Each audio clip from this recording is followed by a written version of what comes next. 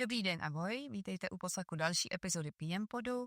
Je to podcast, který vzniká ve spolupráci PM Consulting a Projektna. Mému velkému potěšení je dnešním hostem žena, která dělá firma Křídla a pezorolistu marketingové zbraně, když je řekneme obrazně. Vyrostla Kadiaví v Repulu, kde vadila 14 let marketing a hlavně lidí a dnes ve své agentuře BDNA, nebo dovedná, učí firmy, jak vybudovat kulturu, ze které se neodchází. Expertka na HR marketing, employee experience, vedení talentu podle Gallup metodiky a taky na diverzitu, rovnost a inkluzi. A úplně nejnověji je teď vlastně taková maminka láňového produktu Bexpera, nebo Pixpera, jak to vyslovili. Margaret Starka. Ahoj, Mac, dobrý den. Jsem moc ráda, že se můžeme dneska povídat a máme na programu dost téma a máme jich jako hlubokých témat. Tak, co to bude? Employee experience přenesená na projektové týmy, protože bychom rádi zprostředkovávali hlavně projektákům nějakou inspiraci k tomu, jak mohou aplikovat něco z toho soft skillového, z té soft skillové disciplíny na řízení svých projektových týmů. Pak tam máme customer experience dohromady s employee experience v takovém tom modelu nebo v rovnici rovná se total experience a jak je to často podceňované. A pak bych se ráda ještě pověnovala taky pozitivní psychologii právě ve stavu s Gallupem. Pojďme na to. Tak.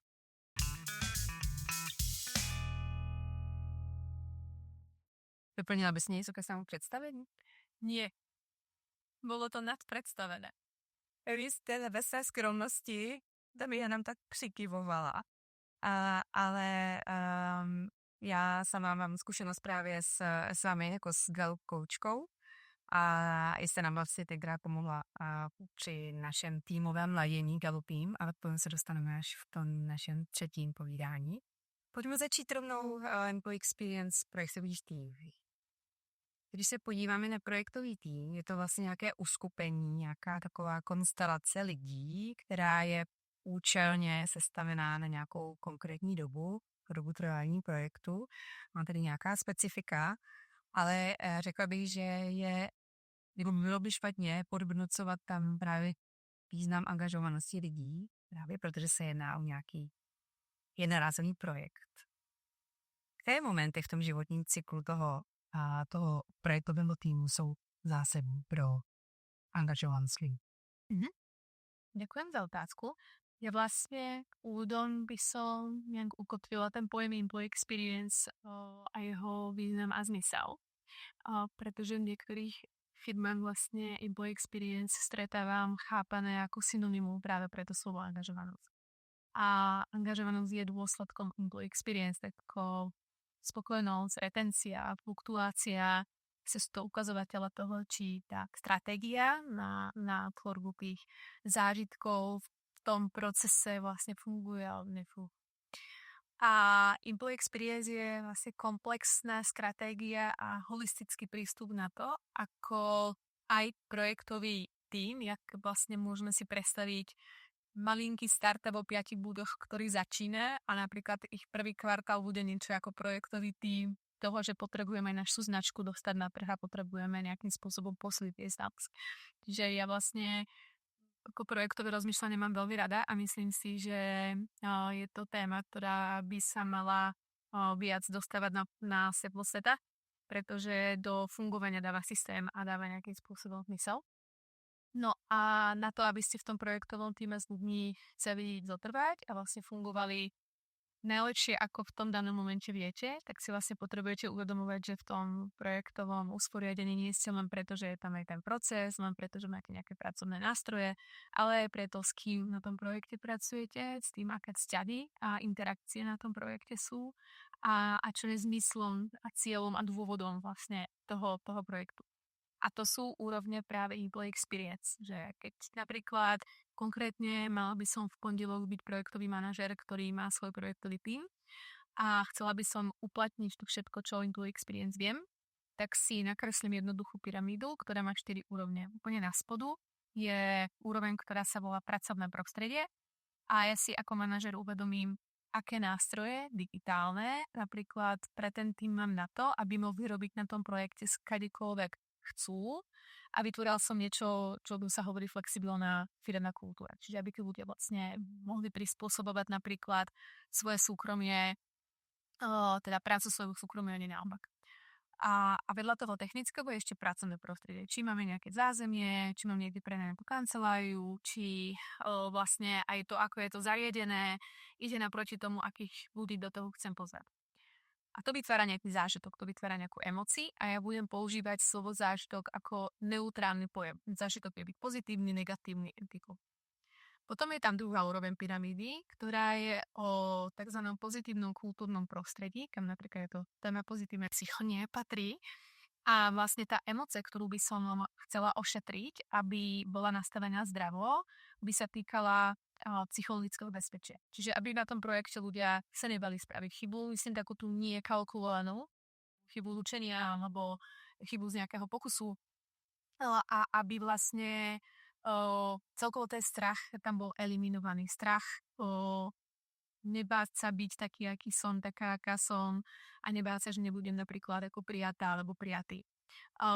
Na tejto úrovni napríklad často sa dejú v firmách iba také veci, že nie vždy firmy vedia uchopiť hybridný spôsob fungovania. Napríklad predstavte si, že ste manažer, ktorý prideluje nový projekt ľuďom na nejakej porade.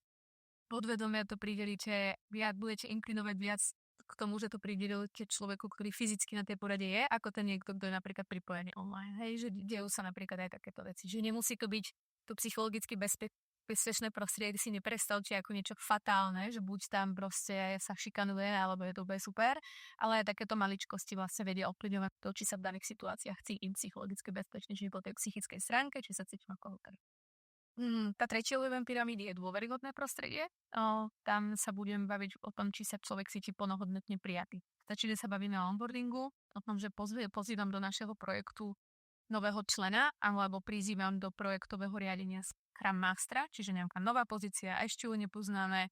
Potrebujeme ju predstaviť, ľudia voči tomu môžu mať nejaké predsudky, pretože v bývalej práci na bývalom projekte zažili Scrum a podobne, a už tam máte to téma vlastne toho belongingu, či sa vlastne ten nový človek alebo tá nová funkcia a kompetencie cíti plnohodnotne súčasti. No a ten vrchol tej pyramídy je leadership orientované na človeka, čiže bez ohľadu na to, teda nekontrolujete iba, či je stanovený proces, či ste ľudí preškolili, či majú tie pracovné nástroje, ale ako sa pri tom cítia a že ten človek pre vás je viac ako ten proces. Čiže keď sa napríklad spýtate potom, funguje všetko? Áno, proces je nastavený, tak neodpoviete len proces je nastavený, ale áno, proces funguje pre ľudí, nie ľudia pre ten proces. Takže tá Employee Experience je takýto holistický pohľad na fungovanie a aj v téme projektového manažmentu si myslím, že to, s kým ten projekt robíte, je značný dôvod pre to, či v tom projekte ste alebo nie ste. A vlastne pozrieť sa na to takto štrukturovanie cez tieto 4 úrovne vám môže vlastne pomáhať mať ešte iný úhol pohľadu na projektové fungovanie týmov. Minimálně to uvědomění si toho, tým vrstev, co všechno vlastně máme vybavit. A zazněl ten pojem stavu. Myslím, že nás nebudu jediná, když řekl, že mě dráží zkrátka HR ve smyslu, pro který byl, nebo je normálně interpretován jako human resources. A snad i si byla ta první, ta pěvínka, která začala mluvit o human relations, tak tedy gratuluju, protože to je vyjádření vlastně toho, jaká to má sílu a jak je to jako důležité. Takže na to vlastne udežujete i v tomto smiere. Určite. Ja human relations, nepasovala by som sa do role pioniera, kto to vymyslel. Myslím si, že human relations pojem a význam tej skratky je vlastne súčasťou evolúcie toho, ako sa aj tá rola, ako sa rozširuje tá rola human resources, vlastne je, že je to súčasť tej evolúcie a za mňa práve to employee experience je evolúciou od toho human relations, že vlastne už len tie vzťahy nestačia, pretože zase keby sme sa bavili iba o vzťahoch, ale nemali tie procesy, nemali tú štruktúru, nemali organizačnú štruktúru, nemali proste, alebo ju nemali, ale chápali prečo, máme to agilné riadenie, tak vlastne tie veci nefungujú. Takže za mňa vlastne employee experience je ako evolúcia, kedy sa už nebavíme len o tom, že tie vzťahy sú viac dôležitejšie ako tie zdroje, lebo človek už dneska na trhu práce nie je zdroj, v nejakom roku 1900 to tak bolo, ale vlastne dneska už aj emócie sú dáta. A o tom asi employee experience hovorí.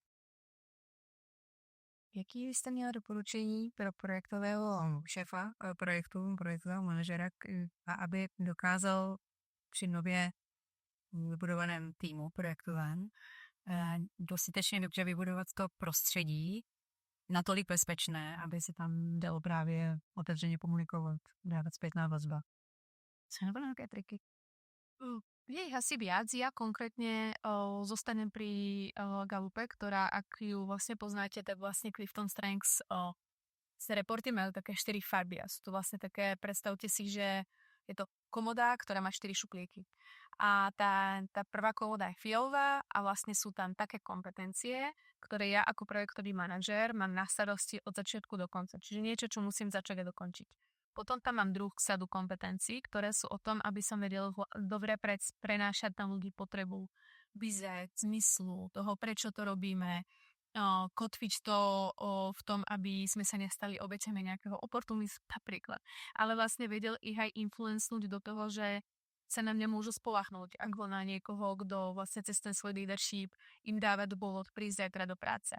Tá tretia komoda je modrá a sú to vzťahy. Čiže zvedomujem si to, že dvaja ľudia vždy zvládnu viac ako jeden a viem s tou heterogenitou talentov pracovať, aj keď je to náročnejšia cesta a na začiatku homogenita je určite ľahšia, ale vlastne ona narazí na strop a už nemáte kam ďalej rásť. A tá posledná je zelená a to je strategickosť. Čiže držím tú stratégiu, umiem mysleť 2-3 kroky dopredu, mám to do istej miery zanalizované. A požičala som si to pretože ja som presvedčená, že človek, ktorý má na starosti tým, má mať zvládnuté tieto 4 kompetencie. A je logické, že niektoré má zvládnuté viac, niektoré menej. Niektoré sú vlastnejšie, niektoré sú vzdialenejšie, čo znamená, že niečo sa má naučiť a niečo mu je vlastné. Čiže robím tú prácu tak, aby som robil nielen to, čo chcem, ale aj to, čo musím, ale zároveň nerobím tú prácu tak, že robím iba to, čo musím a nerobím to, čo chcem. A tieto 4 kompetencie má zvládnuté, takže za prvé je to ako zvedomiť si to. Za mňa je to naozaj naštudovať si, čo je employee experience, pretože jedna vec je, že nositeľom tohoto pojmu sú najčastejšie ľudia z oddelení HR, ale odpracovať si to musíte vy ako manažér. Vlastne kvôli vám zajtra ľudia prídu do práce, nie kvôli tomu HR oddeleniu. Takže vlastne ako zvedomiť sa v tom, čo dneska ten trh práce a vôbec tá téma pracovaní vlastne potrebuje. A túto si myslím, že iba skúsenosti nestačia, pretože pokiaľ chcem s tým tímom uspieť zajtra, tak mi nebudú fungovať len veci, ktoré som sa naučila fungovali včera. Takže vlastne zvedomenie si tých kompetencií, pripustenie toho, že moja odbornosť je rovnako dôležitá ako to, aký som líder a vlastne veľmi konkrétne si doštudovať, čo konkrétne to pre mňa znamená.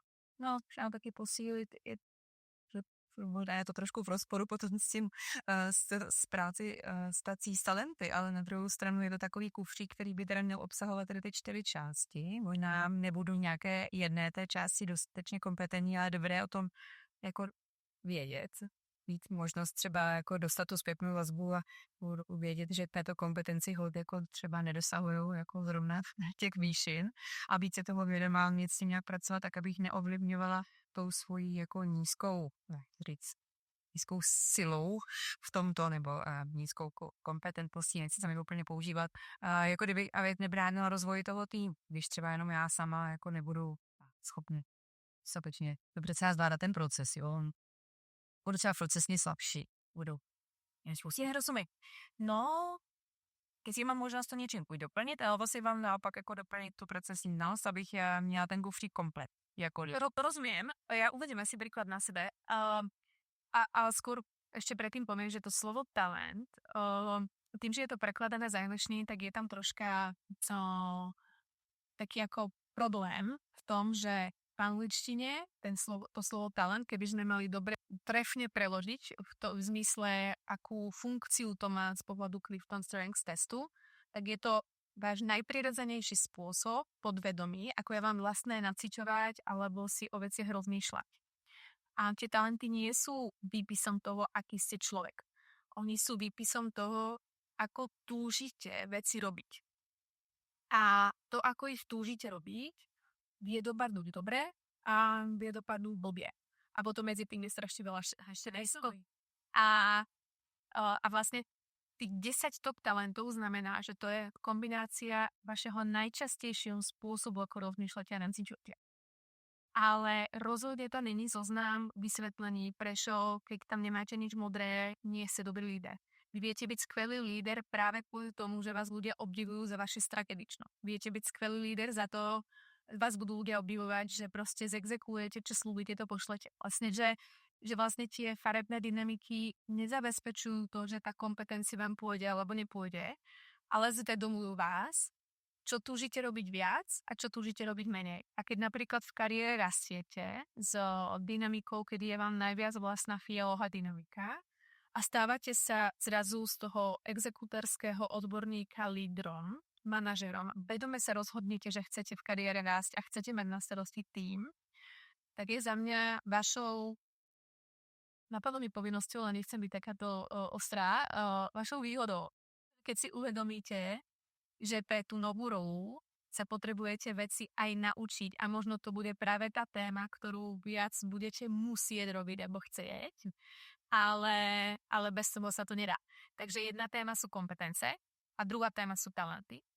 A vy vlastne môžete robiť čokoľvek chcete na svete, akúkoľvek rolu, to ten test rozhodne vás nepredurčuje v nejakej roli, len vám môže pomôcť vedomiť si, prečo vám niečo častejšie alebo viac berie energiu. A ja keď som bola v Rebule, ja som začala v roku 2005 jazdiť na tú autičku s plekovkou. A okrem toho, že to bol môj najlepší job ever, v živote som nič lepšie nerobila a zároveň si myslím, že už teraz tie týmy tak nefungujú, tak mojou rolou bolo 24/7 vymyslieť, čo urobím s 10 000 plechovkami za mesiac. To bolo jediné pravidlo. A čím uletenejší nápad, tým väčšia zelená. Takže zrazu sme v prosinci na internátoch klopali študentom na okno na 8. patre z vysokozvyšnej plošiny, lebo sa tam svietilo a vedeli sme, že na fakulte informatiky majú zajtra skúšky, takže sa vysoko pravdepodobne učia. A tie infaktové stavy, ktoré si študenti mali, že niekto zvonku z okna klope na okno a dáva im otvorenú plepelku Red Bulli, pretože to bolo to moment of deed, pretože sa ten človek učil, bolo tak zapamätateľné, že vlastne ten človek, ja som presvedčená, že ešte dnes si to pamätá v tých 25 rokoch. A to bolo moje poslaním. Ja som mala za úlohu ľuďom dať otvorenú plechovku v momente, kedy si to zapamätať. A to vlastne marketingovo robíte v 2 momentoch. Buď človeku vytvoríte šok a prekvapíte ho, alebo trafíte tzv. Zeitgeist, čo znamená, že keď sme si uvedomili, čo všetci sme robili, keď sme boli deti, tak sme hrali napríklad Bibianu, tak sme zrazu spravili dodgeball, čo bola proste Bibiana v retro kostýmoch s 2 loptami proti všetkým univerzitám v Čechách a na Slovensku. A to sa šli tí študenti zblázni, pretože kto by si nechcel znova zahrať Bibiku. Čiže pre mňa to bola najlepšia práca ever. A čím som kariérne rástla v Red Bulle, tým viac som robila, čo som chcela a nie, čo som chcela. Tie moje talenty boli stále tie isté, bez ohľadu na to, či som robila head of consumer collecting v Čechách a na Slovensku, alebo head of HR a sedela som v borde. A pozdravujem mojich kolegov a oni to vedia, ja s nimi veľmi otvorene som o tom aj hovorila, vám. Moja skúsenosť v borde spôsobila, že by som veľmi rozmýšľala, či ešte v nejakom byť chcem. A nebolo to o tom, akí ľudia tam sedeli, ale o tej kombinácii, čo vlastne vôbec tá firma od toho bordu chcela, čo bola tá naša rola a aký spôsob sme veci mohli ovplyvniť, na čo vlastne sa dávala váha a dôležitosť, na čo nie. A zrazu som tam sedela a hovorila som si, toto nemá zmysel. Ja vlastne, a myslím si, že možno niekto, kto by ma nahradil, v tom uvidí sakra zmysel. A že vlastne je mojou povinnosťou odísť, pretože brzdím ja tým, že už ten zmysel nevidím celú tú chybu. Takže ja som vlastne po 14 rokoch odišla.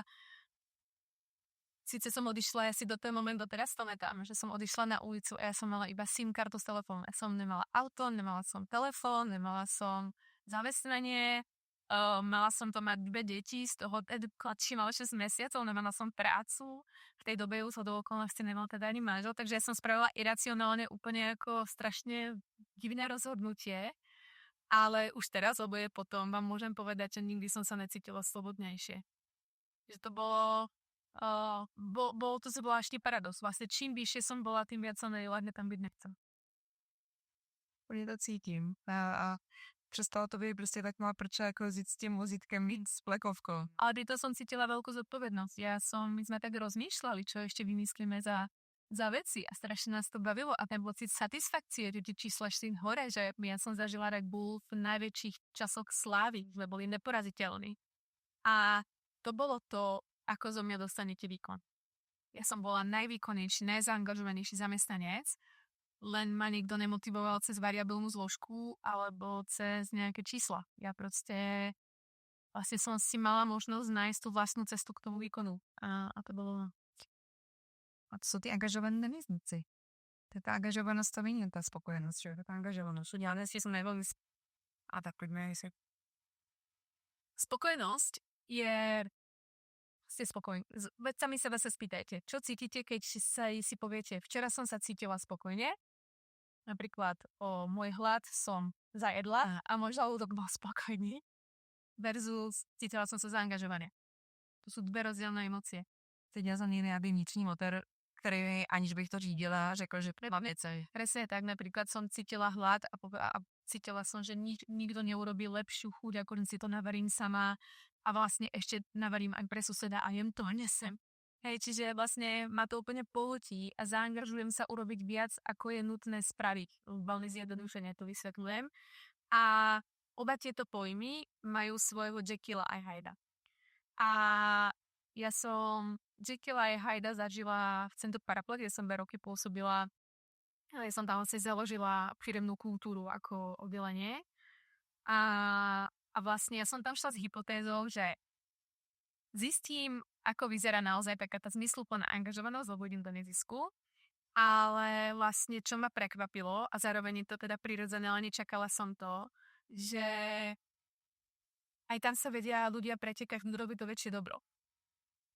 Že vlastne tiež je toto ego. Já soutěživost slash ego. Je to také som nezisku. No, lebo keď z talentov máte napríklad significance ako talent a ten má tú tenkú hranicu medzi ja chcem byť súčasťou robiť niečo znamenito versus ja chcem byť vidnou, že to ja robím tie znamenité veci. A ja to mám první desi. A je to krásny talent, len je dobre si byť vedomý tej nie že len, a pomáha byť si vedomý tej tenkej hranice medzi. A spokojnosť má tiež svojho Jekylla a Hyda, buď sa cítim proste spokojná, alebo sa cítim natoľko spokojná, že zrazu som ten quiet quitter, ktorý vlastne už len pre svoju spokojnosť a príjem zostáva a vlastne nič viac nerobí a pomaly potichu, nie že odchádza, ale odpáje sa od tej firmy.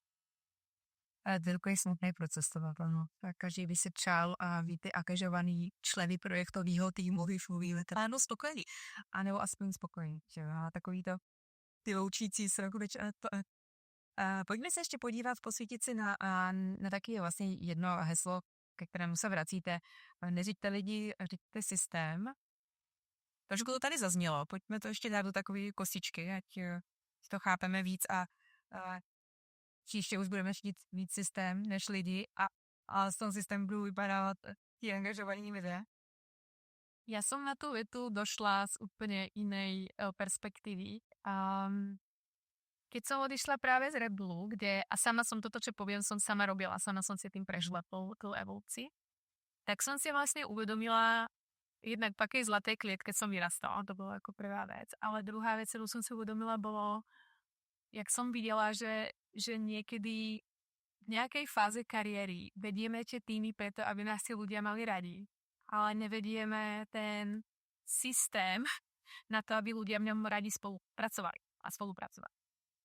A všimla som si to aj sama na sebe, keď som vlastne odchádzala z marketingového týmu a prvýkrát som vstupovala do rola, že ja ten tým vedie. Tak zrazu tí ľudia, s ktorými som ešte v piatok bola na pivo, boli moji podriadení. A nie s každým som ten vzťah vlastne ustála. A skôr mi zostalo tých kamarátov ako pár. Aj keď sme o sebe hovorili, aká sme rodina, ak sme všetci kamaráti, tak vlastne v rodine človeka nevyhadzujete a nepríjmete. Proste ako prirovnávať šírenú kultúru k rodine je za mňa špatne.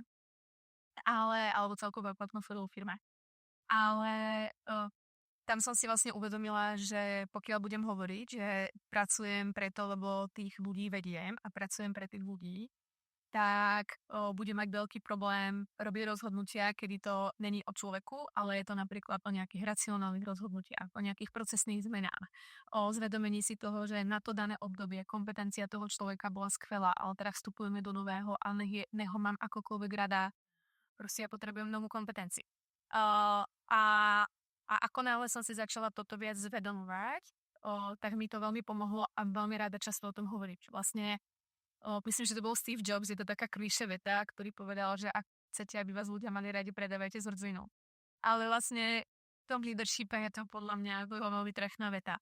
My nevedieme ľudí preto, aby nás mali radi, ale aby radi v tom systéme, ktorého sme aj my súčasť, len cez iné kompetencie, ako majú oni, sme radi spolupracovali a vlastne a dosahovali tie cieľe a dosahovali tie výkony dožateľne. A dosahovali možno aj vlastní spokojenosti, potažmo angažovanosti, ktorá sa přebývá. Presne spadky, presne cíš. Vy totiž môžete byť zaangažovaní, ale môžete byť strašne nespokojní. Hej, takže, no, ale to je ďalší rajkytka. Tak to je chudák. Jak můžeme vytvořit, nebo ani nevytvořit, ale jakým způsobem vlastně zacházet třeba s tou zpětnou vazbou, když jsme říkali, chceme vytvořit bezpečné prostředí, aby se tam otevřeně komunikovalo. Jak zajistit, že ta zpětná vazba je jako motivační? Je opravdu, to jsem teď trošku jako klišé, když to řeknu, ale dobře, není jenom formalitou, není to odvedeno, protože to je jiné napsané, že se mám jenom za měsíc na one-to-one s někým posetkat a dát mu prostor pro jako dávání zpětné vazby a jí přijímat. Jak to udělat tak, aby to bylo takové nějaké víc přirozené a zároveň jako opravdu motivační, aby to někoho pohánilo jako ten dobrý motor, jako ta angažovanost?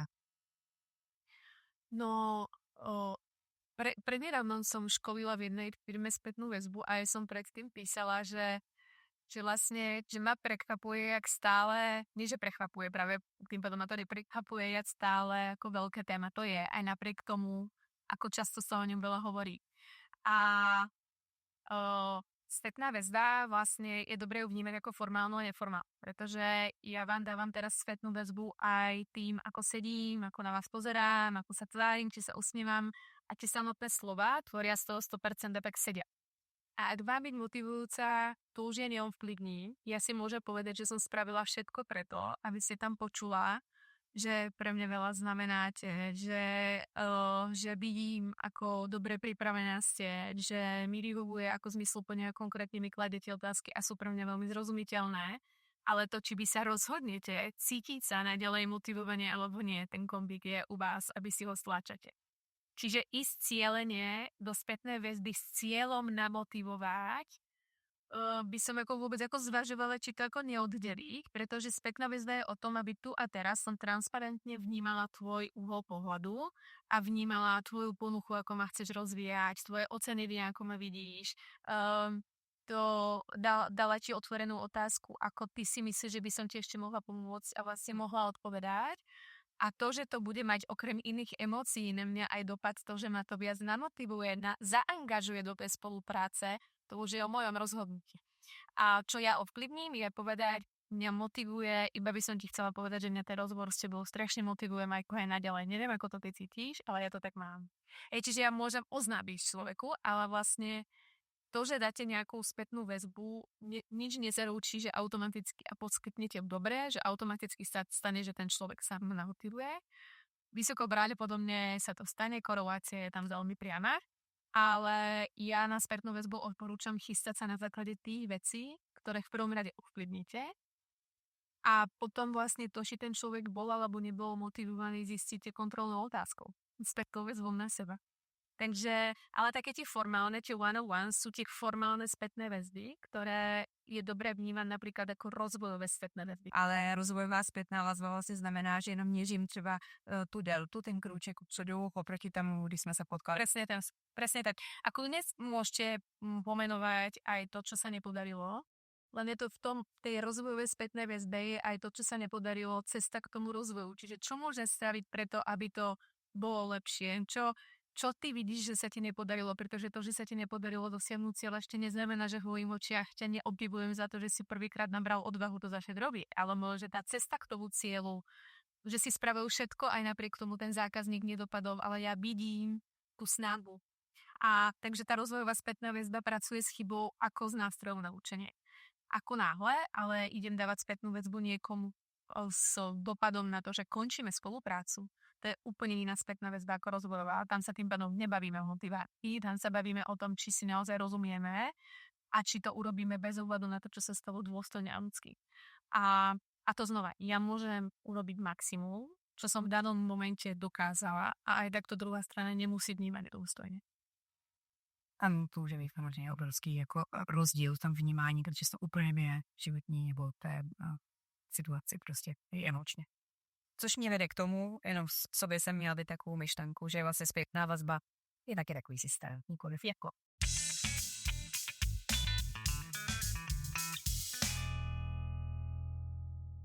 Pojďme už jít na téma té krásné rovnice. Když budeme mít spokojené zaměstnance a spokojené klienty, tak snad celá úplně jako peší bopony a nevím, jak se to řekne, firma jednorožčí. A čím to? A proč to tam ty firmy jako pořád nedělají a neměří? Kde máme kunge? Prečo to nemerem, neviem a samé mi to je ľúto. A ja vás teraz na chvíľu zoberiem do takého príbehu. Ja sama mám veľmi rada, teda strašne túžim tam raz ísť, ešte som tam nikdy nebola, ale veľmi túžim ísť do Toskánska. Tak si teraz predstavte, že ste prišli do toho Toskánska, vyckytli ste na letisku, sadnete si do toho otvoreného kabrioletu s tým človekom, s ktorým strašne chcete stráviť tie 3 dní, ktoré momentálne vás čakajú, alebo s tými ľuďmi. A cez nádherné pole, olivové stromy a levandulové polia dojdete do krásnej tradičnej reštaurácie, kde vás ten personál uvíta veľmi vrelo, hrá tam presne tá hudba, ktorú si predstavujete, hrá naživo, krásne to tam voní, teraz vás posadia, dajú vám pregliedlo, ktoré vám spraví úplný ohňostroj na jazyku, nalajú vám presne to víno, ktoré máte radi. Celú dobu je to neskutočne príjemné, až vám to navodí tú emóciu, že sa zastavil čas, dostanete predjedlo, dostanete hlavné jedlo, v živote si nevedeli, že carbonara cestoviny môže byť tak úžasné, ako ste si práve vložili do úst. Za klincu je to krásny dezert, toho jedlu ste dostali akurát na to, že ste si vlastne mohli vychutnať celé tie trojkolové menuška a necítite sa prejedení. A dojde sa vám poďakovať šéf kuchár, usmeje sa na vás, aby čo, odchádzate s pocitom, že zaručene sa tam chcete vrátiť a bol to jeden z najkrajších zážitkov, aké ste kedy zažili. A tu mám vlastne pre všetkých strašne dobrú správu.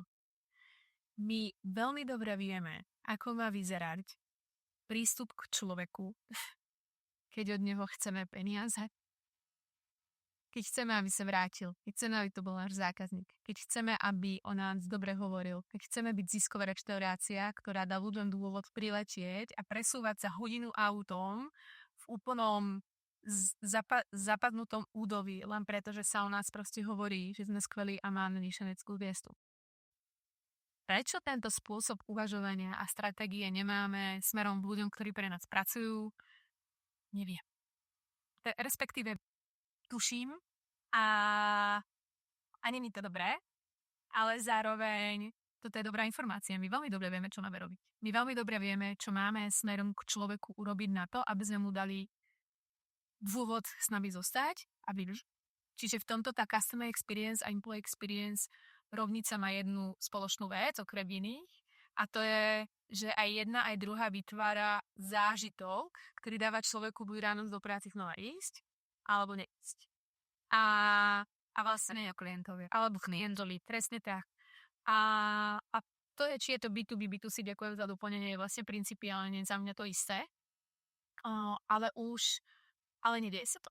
A myslím si, že jedna z vecí, prečo sa to nedieje na strane toho EX, toho prístupu k zamestnancom, je v momente, keď tí zamestnanci sú pre nás nástrojom, ako nadobudnúť tie ciele, či už podobe peniazy alebo podobne. Ako náhle vlastne nevnímam ľudí ako súčasť toho nadobudnutia, alebo nie som pripravená urobiť aj rozhodnutia, alebo pripravená kľudne s nejakým klientom nerobiť, pretože je to neľudské, je to proste ako, není to partnerská spolupráca.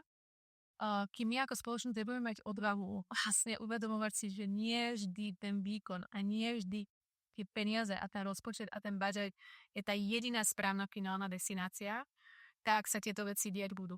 A čím vôbec nehovorím, že je zlé chcieť byť bohatý, zlé chcieť mať peniaze, úspešnú firmu, pretože úspešná firma plaší mzdy tých ľuďov.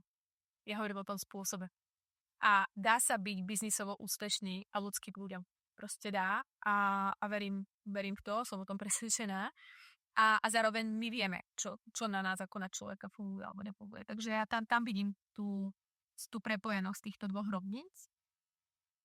Keby som mala vytvárať employee experience stratégiu s dôrazom na customer experience, vlastne takúto zákazku od nás ešte nikto nikdy nechcel a stalo sa nám, že sme robili employee experience stratégiu s dôrazom na diverzitu s inklúziou, s dôrazom na hodnoty, s dôrazom na gender pay gap, pretože to je teraz téma, s dôrazom na age management, čo sú za mňa veľmi ako oceňujem, takéto poptávky na stratégie, tak customer experience tiež vie byť s dôrazom na customer experience a dá sa to veľmi pekne vystarať, obzvlášť pokiaľ vaši zamestnanci prichádzajú do priameho kontaktu so zákazníkom.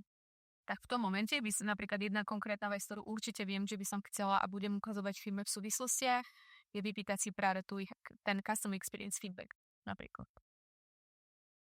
Táto toskánska restaurace tam měla vysoký to EX. Ve vašich snoch.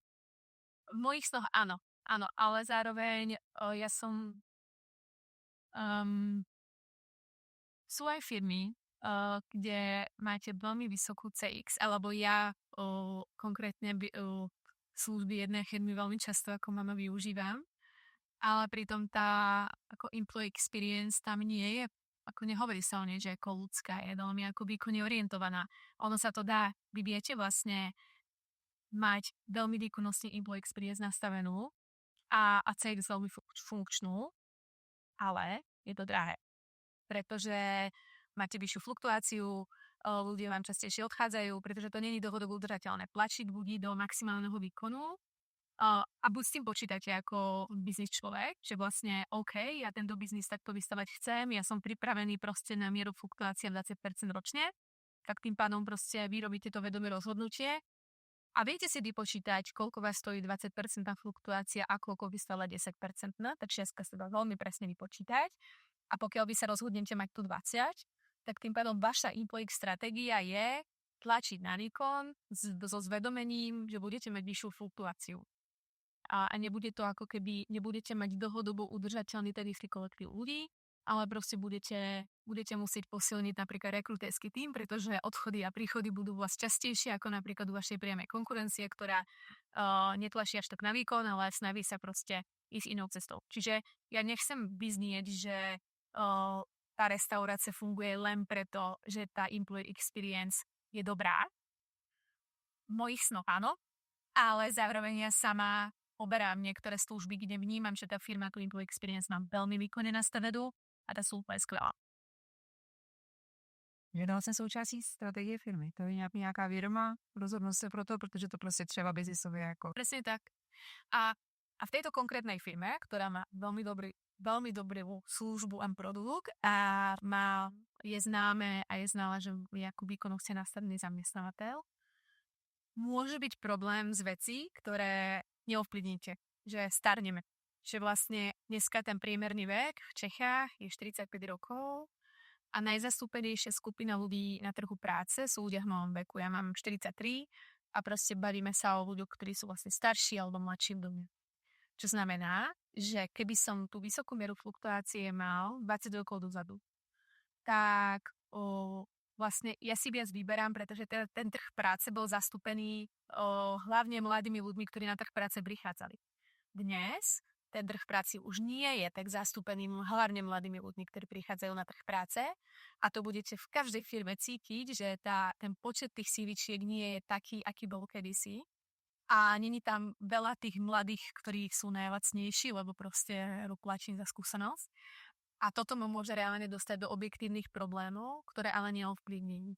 Čiže za mňa stratégia, kedy tlačím hlavne na výkon a chcem mať dobrú CX, je v dnešnej dobe s dnešnými dátami a s dnešným vnímaním sociodemografických ukazovateľov riziko.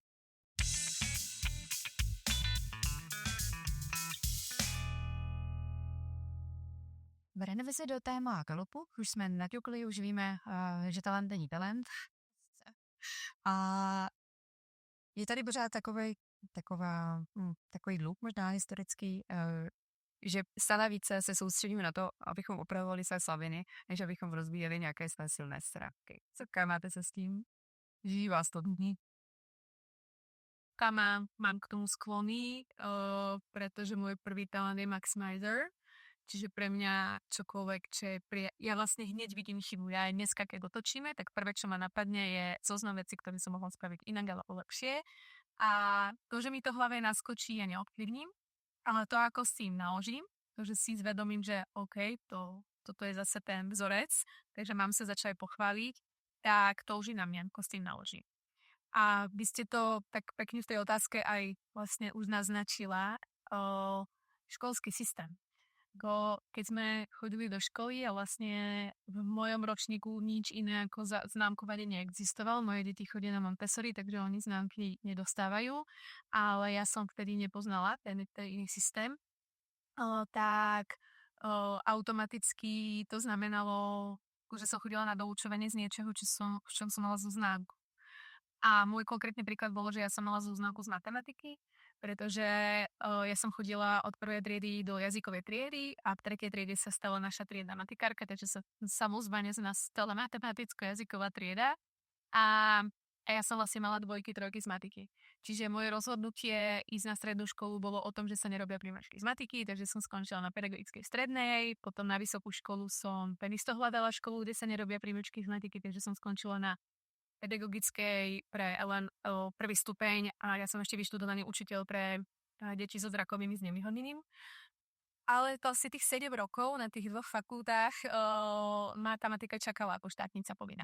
Takže mňa tom 23 počkalo a vtedy už som bola v repule a už som prešla Clifton. Takže ja som vlastne rozumela tomu, prečo rozmýšľam, ako rozmýšľam, v čom vlastne to, čo mi dojde, ona automatika vlastne, to není o automatike, ale že proste je to niečo, čo je mne vlastné.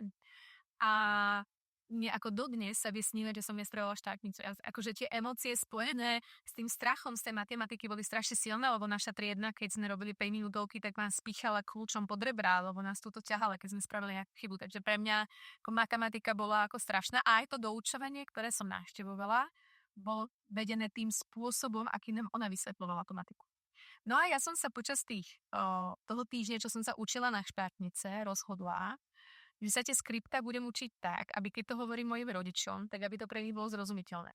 A to ja som robila res 16 bokým ihlanom, alebo nejakú ako ťažšiu logiku množinu relácií, ako rozhodne som neodpovedala len z učiva pre prvý stupeň. A ja som dostala Ačko. Prvýkrát v živote som dostala 1. Prvýkrát v živote. A profesorka, a zároveň som mu dostala 5 jehina, lebo z tematiky sa mnou strašne veľa lietalo preč, ako von, že bude to nespraviť. A tá profesorka, ktorá ma učila, ona sa rozplakala, ale až takej zlosti, že čo som vlastne robila tých 7 rokov, a vlastne, že nech si uvedomím, že to Ačko je len za ten výkon, že to rozhodne ako neodpovedá tomu, jak strašne som tú matiku robí sa do vočiarní trošku, že a ja si vlastne pomohol ten Clifton pochopiť, že to není o tom, že to, že ja mám analytické rozmýšľanie posledné, robí zo mňa hlúpu na matematiku alebo na čísla, ale že mne nevyhovuje ten spôsob, akým tá analytickosť, ako je vlastne tej analytickosti domýšľať. Takže ja som zrazu ako hackla cez ideation to kreativitu, cez prepájanie súvislosti som si hackla tie skriptá.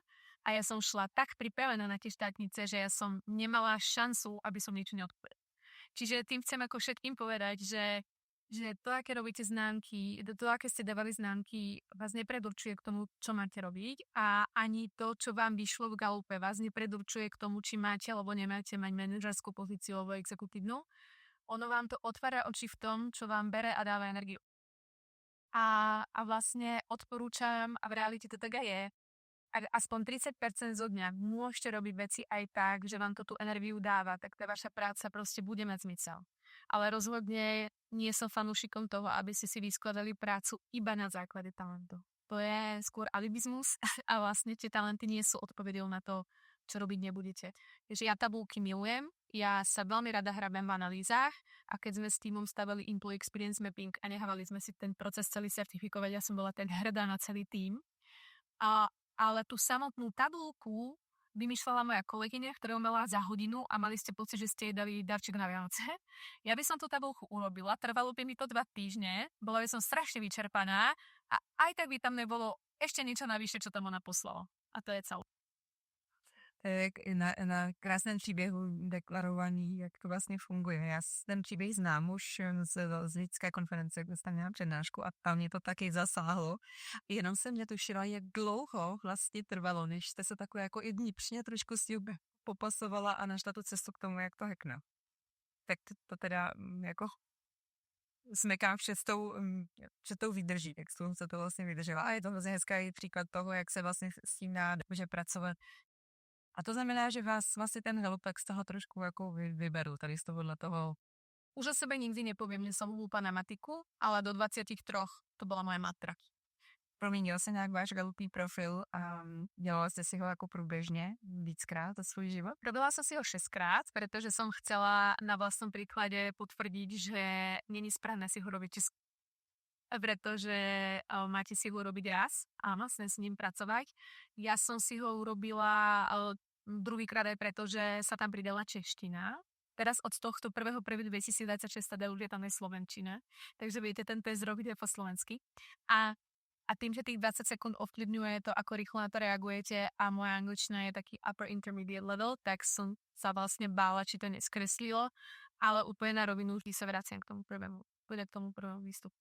A aj keď ste iné dopadli ako, ja nechcem povedať lepšie, ono to není vysvedčenie, ale proste mám sympatickejší nejaký talent ako nejaký iný, ale tak seba kriticky proste ten úplne prvý výstup som proste ja.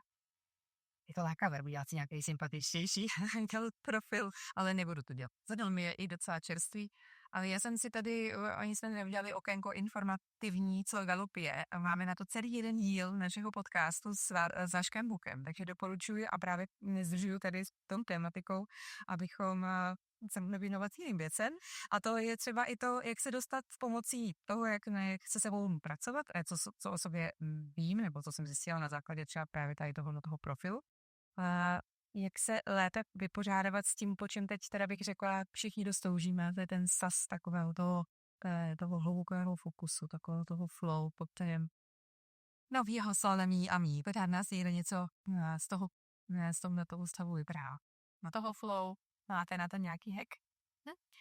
No, pre mňa pocit flow je dôležité mať, byť vo flow celý deň by som ja osobne ani nechcela, pretože a druhá vec je ešte, že vy viete byť aj vo flow, keď sa ako cyklíte a nemá to úplne ako pridanú hodnotu, že by sa napríklad s talentom intellection viete dostať do flow premýšľania, ale vlastne tam by vám skôr niekto alebo niečo malo povedať, už sa rozhodni.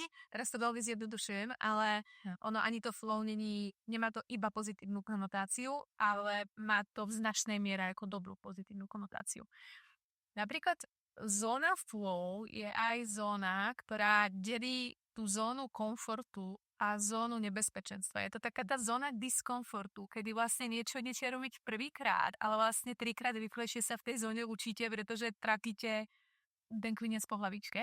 Napríklad, keď ja som prvýkrát mala ísť prezentovať, tak ja som sa strašne bála, ale vlastne z nejakého dôvodu ma tam niekde štekvilo, tak je to vlastne sa aj na to teším. No a vlastne teraz už prežívam úplne iné emócie, ako keď som stala úplne prvýkrát pred, 130 zamestnancami v Red Bulle. Ale vlastne viem, prečo ma stále fascinuje sa do tej témy ponárať a vlastne pracovať na tých prezentačných dovednostiach, pretože vlastne ma to baví a tie dôvody, prečo sú ako rôzne, nie to len to, že vystupujem pred ľuďmi, ale skôr, že mám možnosť inšpirovať aspoň jedného z tých 30 ľudí na to, aby sa pozrel napríklad na perspektívu potenciálu, vzťahov, proste inak. Že to sú také tie moje ako belief hodnota je pre mňa taká ako asi najsilnejšia, ktorú mám. A vlastne rozhodnúť sa chcieť. A ja som to raz čítala na LinkedIne, už teraz neviem presne u koho, ale strašne trestná veta a myslím si, že k seba rozvoju úplný základ.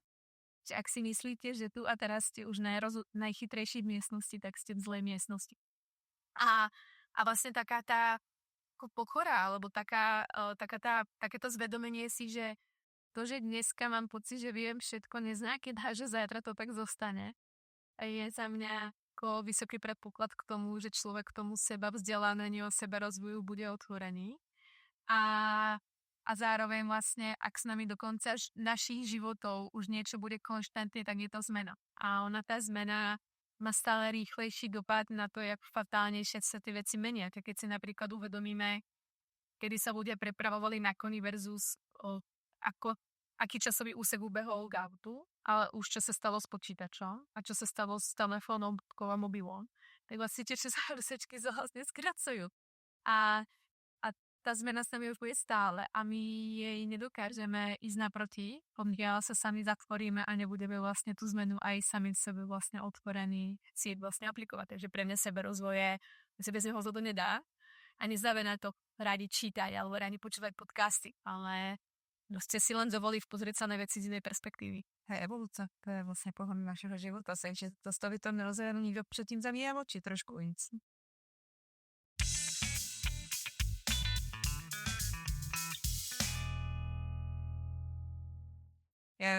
Kde vy hledáte inspiraci pro sebe a pro svůj rozvoj?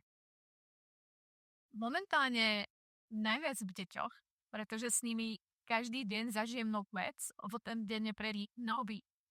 A čím to taky. a pre mňa taký, a či sú starší, tým sú to veci, kedy to je menej schopnú možnosti to ovplyvniť, my majú 8 a 10, ale ochoty viac to pokopiť.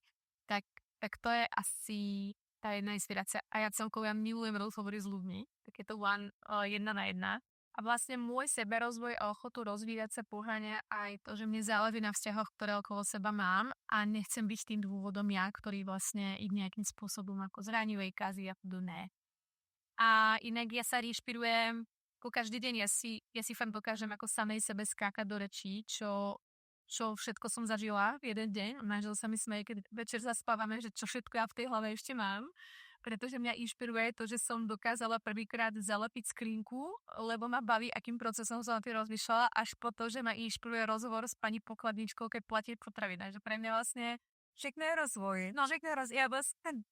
Ja mám strašne rada život. Vlastne to si myslím, že je o tom, že mňa dokáže strašne veľa vecí fascinovať. A nie ako nutne rozvíjať, ale vlastne mňa najviac rozvíja a inšpiruje ten zážitok. Že vlastne každá vec, ktorú spravíme, to posledné, čo v nás dostane, keď ju dokončíme, je tá emocia. Plne. Či niekomu naservirujete obed, alebo odpíšete pani triednej, vždy je tam na konci toho celého tá emocia, ako stihla som to, som ale dobrá, alebo ako to bol príjemný rozhovor, to bolo dobré jedlo. A vlastne mňa fascinuje tá pestrofarebnosť tých emócií. Myslím, že tak jako pozitivnější konec toho našeho rozhovoru jsem si vůbec nemohla vypřát. Takže a teď už myslím, že je na čase jenom dát si ten dobrý oběd po tom hezkém rozhovoru. A jak moc vám děkuju za čas a krásný rozhovor plný příběhů, emocí, zážitků. O co víc si třeba vy se bavíme o těch experiences. Děkuju moc. Ja ďakujem.